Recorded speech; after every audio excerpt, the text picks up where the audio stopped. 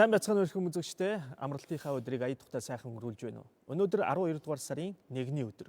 Тэгэхээр энэ бол урд нь бол дохтой тэмцэх өдөр гэж байсан. Сүүлийн жилүүдэд бол дохт анхаарлаа хандуулах өдөр болгон тэмдэглэсээр ирсэн. Хүний тархал хомсдлын вирус нь дох өвчнийг үүсгэдэг. Хүний тархал хомсдлын вирусын сөрөг үр дагавар нэх халдварлах замууд нь олон байдаг учраас өвчний эсрэг тэмцэх бие махбодын хамгаалах тогтолцоог гэмтээдэг. Тархал хомсдох гэдэг нь хүний бие махбод халдварт өвчний эсрэг тэмцэх чадваргүй болохыг хэлдэг.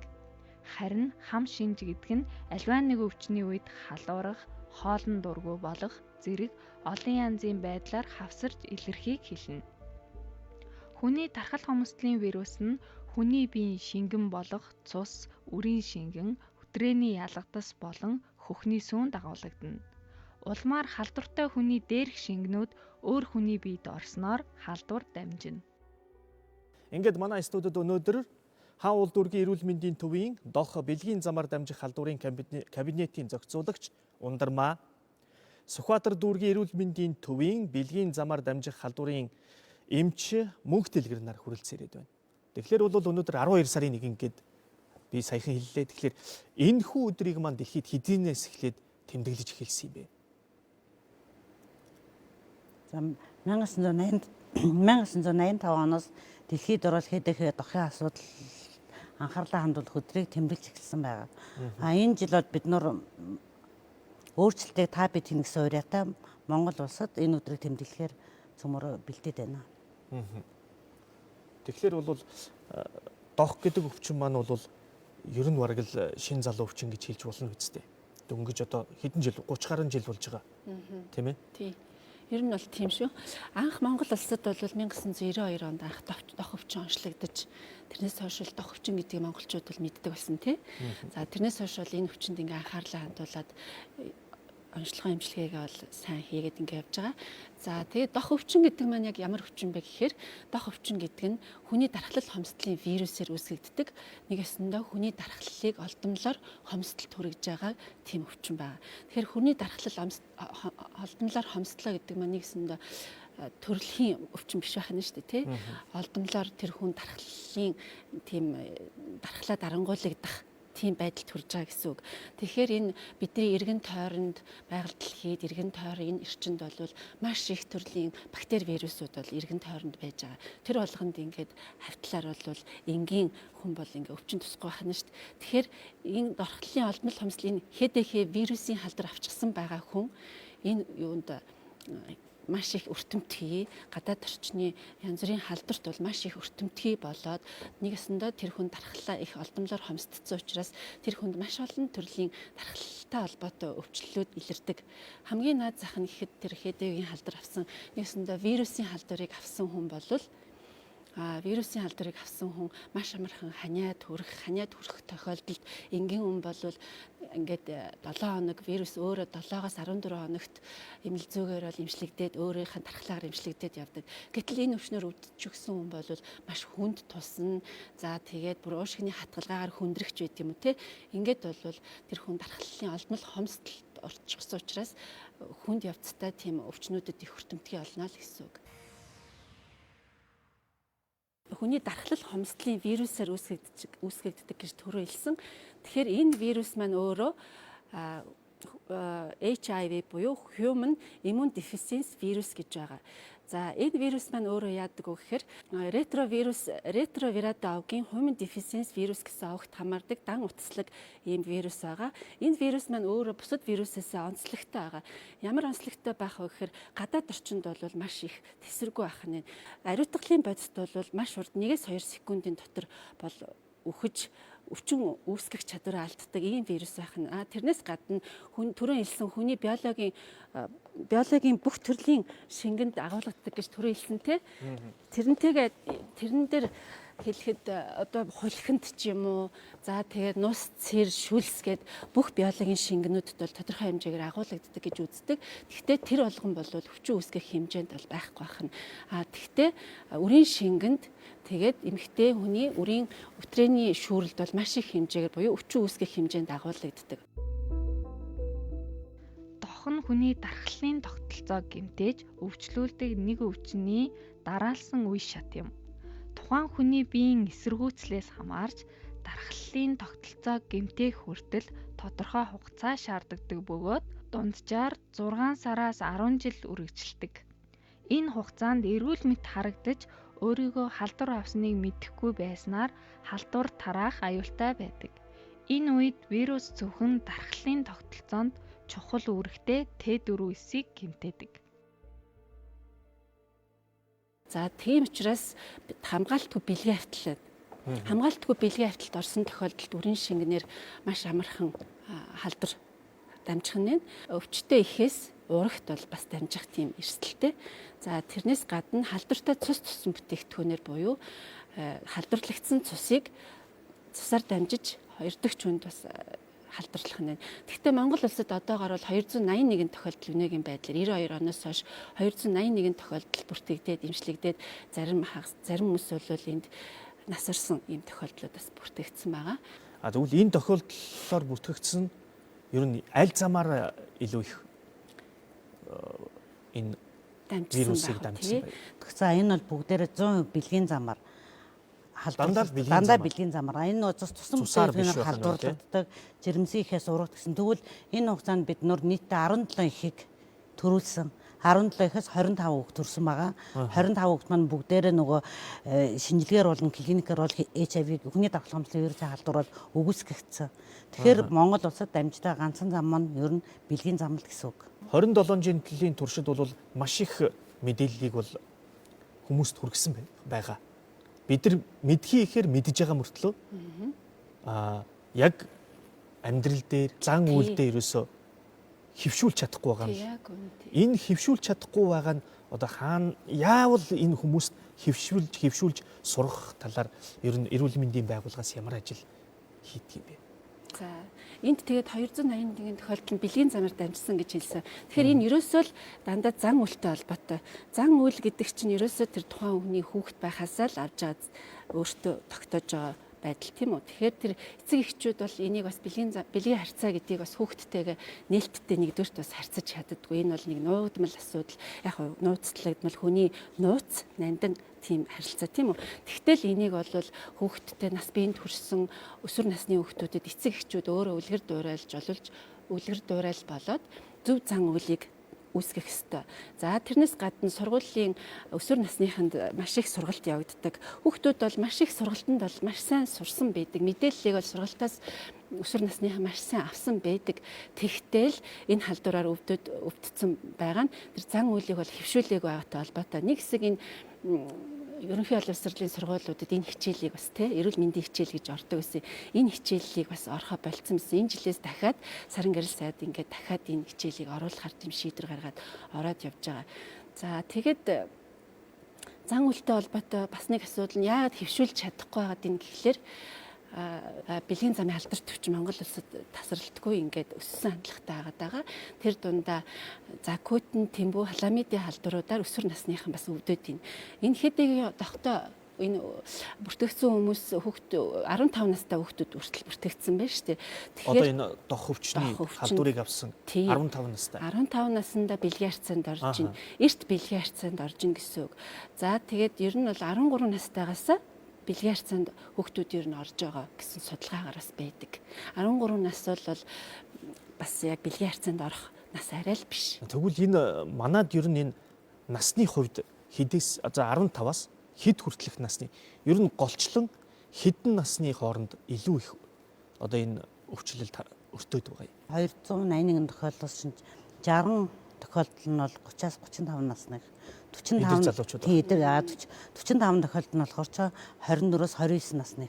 Яг ингээд аваад үзэх юм бол ихэнх нь бараг 100 хүнтэй бэлгийн эдтэй амьдралтай хүмүүсийн дунд тохиолдоод байна гэсэн үг.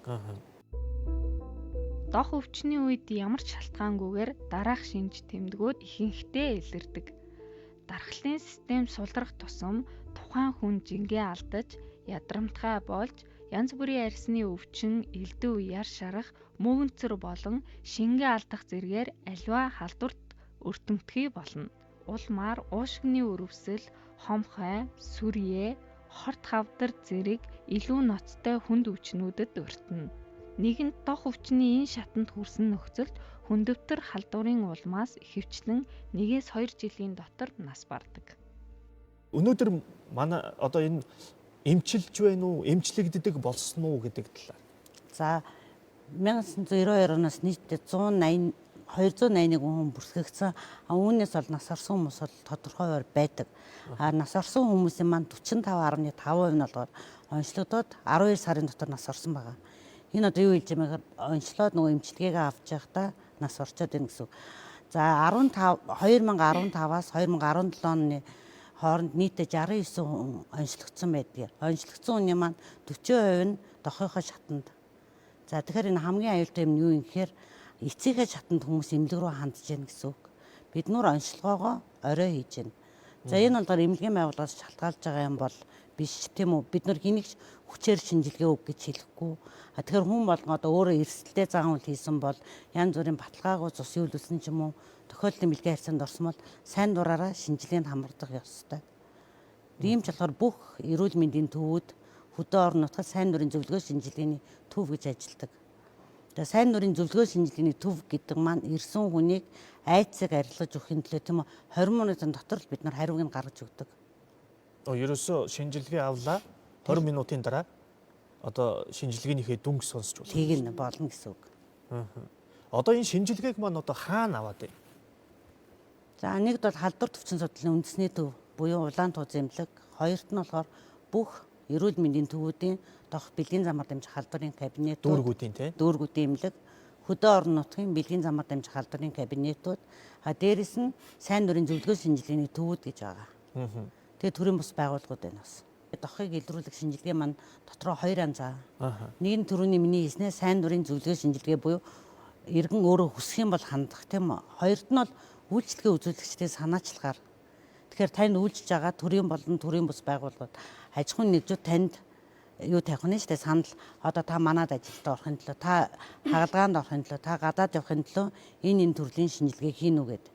Тэгэхээр манад яадаг эрүүл мэндийн яамны сайдын тушаалаар хагалгаанд орох, эмнэлэг твтэх. За тэгээд нөгөө 3 яамны сайдын тушаалаар гэр бүл болох, гадаад нөгөө визэнд орох юм тодорхой хүмүүсээс бол хэд хэдэн шинжилгээг авч байгаа. Ер нь одоо мэдээж энэ чинь бол эрсдэл бүлгүүд байгаа. Ер нь эрсдэл бүлэг маань ямар бүлгийн хүмүүс ороод байна. Тэгээ ер нь халдвар авсан хүмүүсийн маань 80% нь эрэгтэйчүүд, 20% нь эмэгтэйчүүд байгаа. 80% нь эрэгтэйчүүд, 20% нь эмэгтэйчүүд. За эрэгтэйчүүдийн маань 80% нь эрчүүдтэй бэлгийн хавьтал ордог эрчүүд гэсэн үг.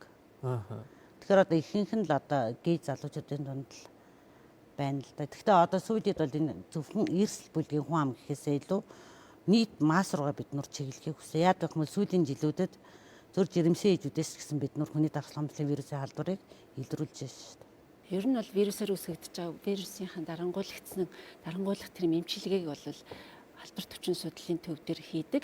Хамгийн гол хүмүүсийн бидний урайлж байгаа одоо нодлон бас бид нар яг одоо шинжилгээтэй гэсэн урайтай байсан. Энэ жил болохоор өөрчлөлтийг та бид чадна тий та бид гэсэн ийм урайтай хийж байгаа. Тэгэхээр хүмүүс яг ингээ өөрсдөө гол нь илрүүлэг бид нар хийж чадахгүй байгаа. Одоо түрүүн ундарманч маань хэлсэн сайн дураараа манайхан их эмчилгээ юу ч энэ онцлогоонд их ормоор байгаа байхгүй юу. Тэгээ онцлогдохгүй байгаа учраас илрүүлэг онцлогдохгүй байгаа учраас эмчилгээнд орохгүй эмчлэгдэхгүй хүмүүс болоо вирусын алдар авсан байгаа хүмүүс Монголд бас цөөн тоогоор бас байгаа л гэсэн үг. Одоо сая онцлогдохгүй байгаа учраас гэж ярьлаа шүү дээ. Тэгвэл энэ 281 гэдэг тоо маань нэмэгдэх ер нь тийм боломж гэх юм эрсдэл тийм нэмэгдэх 281 хүний цаана бэлгийн хавтагч байгаа л гэсэн үг. Тэр бэлгийн хавтагчныг л бид нар олж илрүүлж эмчилгээнд оруулах тэр л бидний зорилго байгаа. Ер нь бол ийм амтай Дэлхийн эрүүл мэндийн байгууллагаар тавьсан 3 эрийн зарчим гэж байдаг.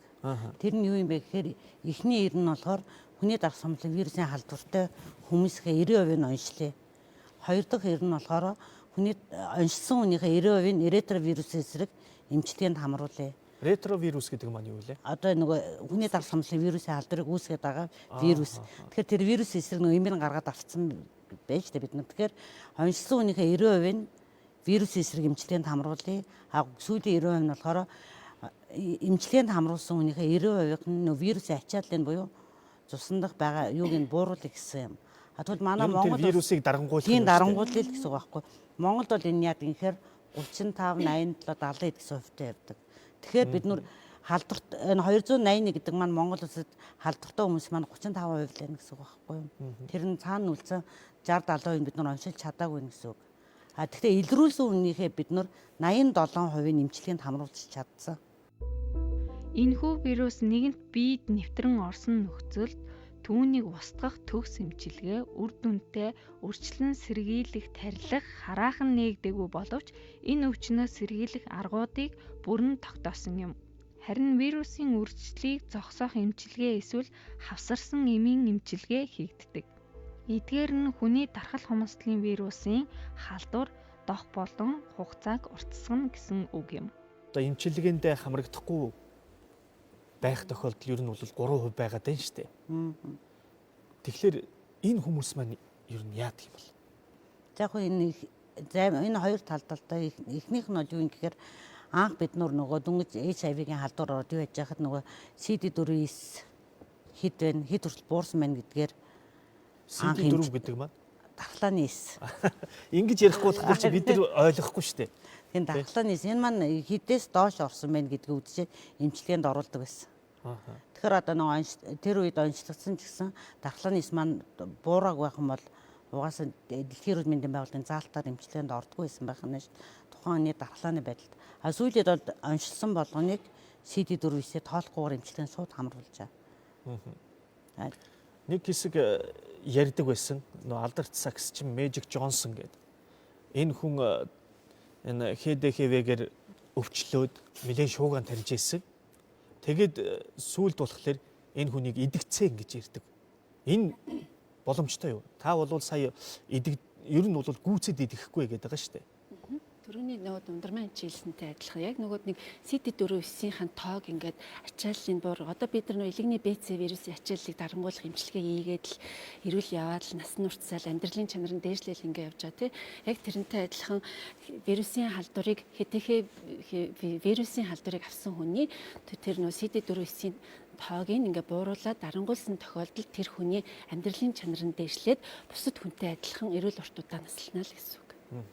Тийм болохоор ерөөсөө хамгийн гол нь л нөгөө залуучуудад бэлгийн идэвхтэй амьдралтай байгаа 25-аас 20 за одоо бэлгийн идэвхтэй амьдрал чинь бас 25 биш ээ тий 21-ээс 45 насны энэ хүмүүс бол сайн дураараа аль ойролцоо байгаа тийм дүүргийнхаа эрүүл мэндийн төвүүдэд харьяал харгалздаггүй хамгийн онцлог нь харьяал харгалцахгүй тэгээд аль ойрхон байгаа газар үн төлбөргүй эмчилгээндээ л хамраад ирүүл өөрийнхөө өвчтөй байна уу эрүүл байна уу гэснээр энийг л мэдсэн байгаа тохиолдолд тэр хүн аль болох эрт онцлогдвол тэр хүнд өөрт нь ач холбогдолтой илүү урт удаа наслахал тийм л өвчин гэж үзэн дээ. Одоо энэ жилийн ураа бол өөрчлөлтийг та бид хийнэ гэдэг. Ингээд ураа гаргачлаа. Одоо энэ маань бол 20 онд үргэлжлээд 20 оны 12 сарын 1 хүртэл үргэлжлэх ураа үсттэй тийм ээ. Тий.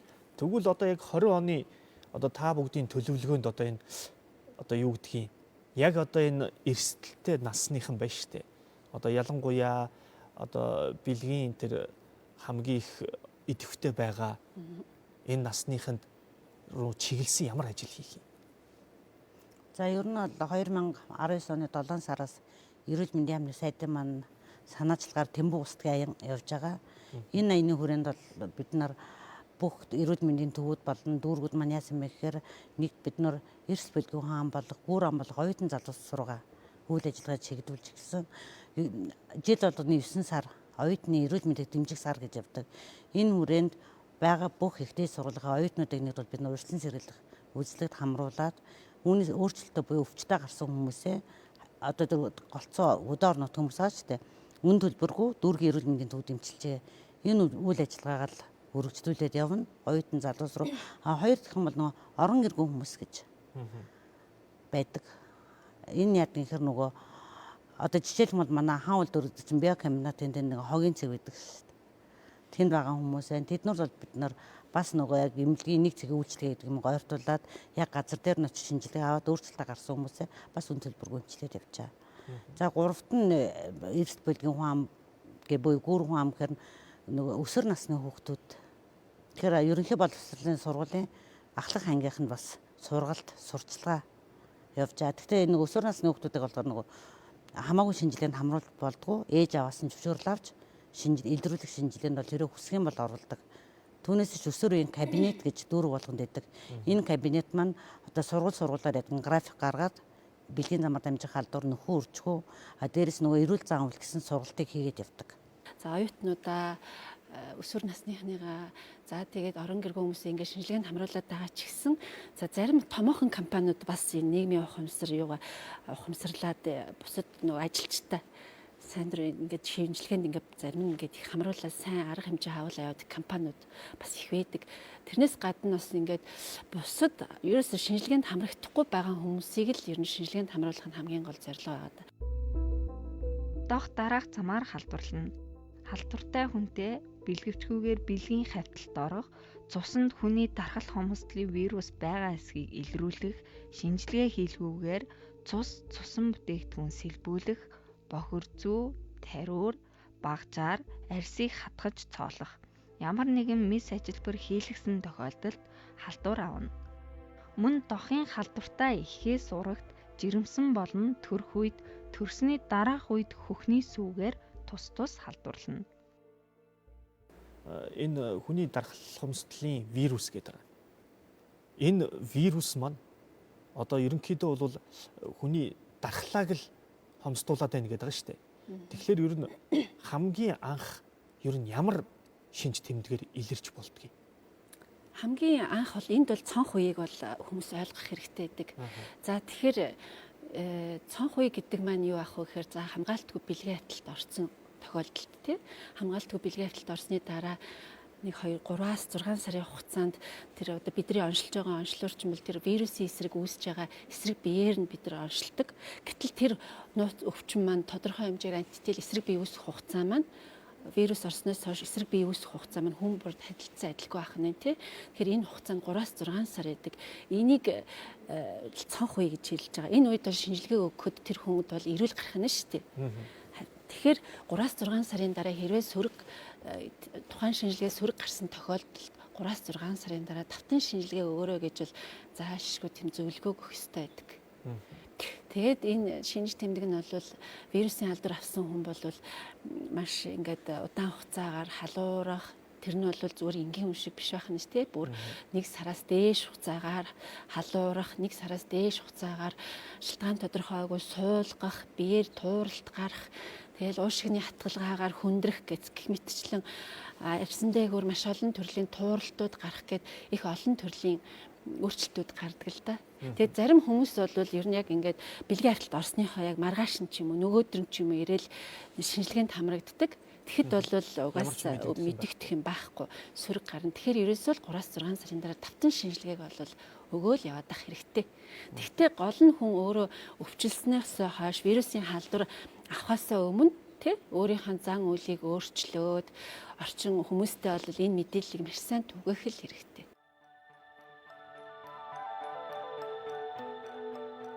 Хүний дархал хомсдлын вирус хүний биеийн гадна удаан амьдарч чаддгүй учраас тогтоо хүнтэй амьдрах, хамтдаа хооллох, аягт тавг хоолны хэрэгслээ хамтдаа хэрэглэх, биед нь хүрэх, тэврэх тэрч байтугай хамтдаа унтах зэрэг нь ямар ч аюулгүй. Хамгаалтгүй бэлгийн хавтлын үед биеийн шингэнээ солилцох, шүдний сойд, сахлын хутга зэрэг арьс салс гэмтээдэг багж хэрэгслийг хамтран хэрэглэх зэрэг нь аюултай юм. Одоо энэ дох энэ ХДХВ маань бусад бэлгийн замын өвчнөд хавсрах тохиолдол байх уу? Байлгүй яах вэ? Ялангуяа бусад бэлгийн замаар дамжих халдвар, тэмбүү өвчин, дээрэс нөгөө ялгадас өвчнүүд эцэг заг хөтөн тэрхнээс юм нөгөө ХДХВ-ийн халдварыг авах эрсдлэг улам их нэмэгдүүлж идэг.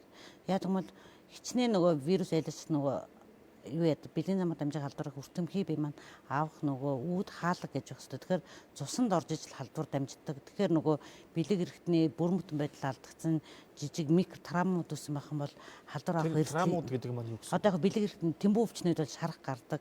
За. Тэгэхээр чи нөгөө шарахаар дамжаад цусанд орох магадлал илүү их гэсэн үг.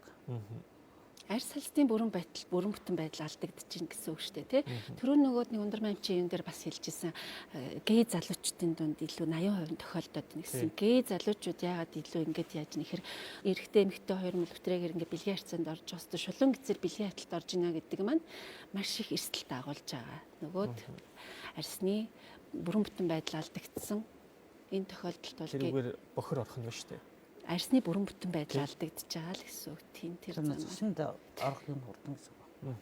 За сургалт сурталчилгааг бол хангалттай авсан байдаг мөртлөө тэр чин зан үйлийг дадал болгоогүй, хэвшил болгоогүйгээс бас болоод байна шүү дээ, тий. Тэгэхээр хүн болгон бас нийгмийнхээ өмнө ухамсартай байх ёстой, хариуцлагатай байх ёстой. Энэ болгон бас урж байгаа. За тэгээ бэлгийн харьцаанд бол бас ихт бэлгийн харьцаанд орохгүй байх хэрэгтэй. Тэ октод биш өсвөр үеийнхэн бол тодорхой хэмжээний мэдлэг дутуу бас байгаад байна шүү дээ.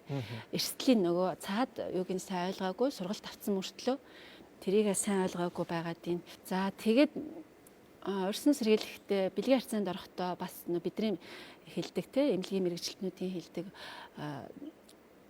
хүлээ итэг төвч хүлээ гэсэн бас ийм ураа байдаг. Тэгэхээр бас яг тухайн моментн дээр тухайн хүүхдэд бэлгэвч байхгүй байсан ч гэсэн бас төвчж болох нь шүү дээ, тий. Дээхэн үед ярьдаг байсан л да. Одоо ингээд нэг одоо вирустай хүний цаана бол 500 хүн байдгаа гэд ярьдаг байсан. Энэ одоо хэр бодиттой юм бэ? Монгол одоо 600 гаруй хэдийгээр халдвартай хүн байгаа л гэсэн тооцоол байдаг. Хамгийн сүүлдгээр тэгэхээр манай 281 болсон биз тий. 30% нийлрүүлсэн. Тэгэхээр одоо халдвартай Монгол улсад халдвартай нэг 700 орчим хүн байгаа гэж бол тооцооллоо. Тэр тухайн орны нутаг дэвсгэр дээр хүн ам, газар зүйн байршил энэ болгоноос шалтгаалаад нутаг улс орлогонд бас өөр тооцоол томьёоллоор тэр тухайн оронд одоо халдвартай хүн хэдэн тэрний дараах илрээгүй халдвар нь хэдэн гэсэн бас тооцоо томьёоллоор манай Монгол улсад одоо 700 орчим хүн алдартай байгаа гэсэн томьёол тооцооллоо. Тэгэхээр бол бид бол 30% тань л ажиллаад байна шүү дээ. Тийм. Үлдсэн 70% тань бол ажиллах шаардлага байна. Ажиллахын тулд тэр хүмүүс маань өөрсдөө одоо шинжилгээнд хамрагдаж зохистой эмчилгээг л авах хэрэгтэй болчиход байна шүү дээ. Эмчилгээ гэснээс ер нь энэ эмчилгээ маань хэрэг зардалтай байт юм бэ? Ер нь одоо яг вирус эсрэг эмчилгээ маань нэлээд өндөр зардалтай шүү дээ. Тэгээ 2003 оноос 2013 оны хүртэл Global Fund буюу глобал сан манай бүх онцлогоо эмчилгээний зардлыг тусгаж явдаг байсан. 2013 оноос харин баярлуулчдад манай засгийн газар одоо хүний давтал хомлын вирусын халдвартай энэ 281 хүний эмчилгээ дээрээс нь одоо бид нар илрүүлэх гээд хийж байгаа бүх онцлогоо энэ зардал засгийн газар 100% дааж явдаг. Ямар ч байсан бол одоохондоо бол зардалгүй л байх нь. Хувь хүнээс гарах одоо яг өвчтөнд тогтооглоо гэхэд тэр зардал ер нь хэр байх вэ? Хувь хүнээс одоо яг тийм зардал гарч ийн үү? Одоо хувь хүнээс бол ямар зардал гарахгүй засгийн газараас. Нэг хүнийхэн дээр вирусын эсрэг эмийн аваад дээрээс нь дархлаа дэмжих эмийн аваад 21 жилдээ бараг 10 сая гаруй төгрөг гардаг гэдэг баг шүү. Нэг хүнд. Тийм нэг хүнд л. Тэгэхэд чинь бол 281 сая л болох нь шүү дээ. Тэгэхээр бүх юмыг ингээд нийгмээс цаанаас нь ингээд улсаас ингээд гаргаад өгсөн байна тий. Тэгэхээр одоо ерөөсөө л хувь хүмүүсээс өөрсдөөс нь ганц эмнэлгийн мэрэгжилтнүүдийн бас ингээд хүчин зүтгэлээр ингээд бид нар ингээд явах биш хувь хүн өөртөө хариуцлагатай хандаад өөртөө шинжилгээндээ хамрагдаад тэгэх л хамгийн гол гэж төрөөс биш хэлээд байгаа тийм учиртай. Тийм ч учраас энэ жилийн бол ураа бол өөрчлөлтийг та бид хийнэ гэдэг байна тийм ээ. Ерөөсөө л хамтдаа л гэсэн үг байгаа тийм ээ. За баярлалаа. Бидний урилгыг хүлээн авч манай студид хүрэлцэн ирсэн Ундармаа мөнх дэлгэр эмч нартаа баярлалаа. Та бүгдийн ажил үйлсэд амжилт хүсье. Энэ өөрчлөлтийг та бид хийнэ гэсэн энэ урайныхаа дагуу та бүгд ч гэсэн бас маш их итвэх чармаалт гаргах баха. Мөн эргээд та бүхэн ч гэсэн энэхүү урайлгын дагуу шинжилгээнд хамрагдаж өөрсдийнхээ эрүүл мэндийн төлөө нэг ч гэсэн зөв үйлдэлийг хийгээсэй гэж би хүсэж байна. Ингээд дараагийнхаа дугаараар эргэж уулзтлаа түр баяртай үзэгчтэй. Өөрчлөлтийг та бид хийж чаднаа.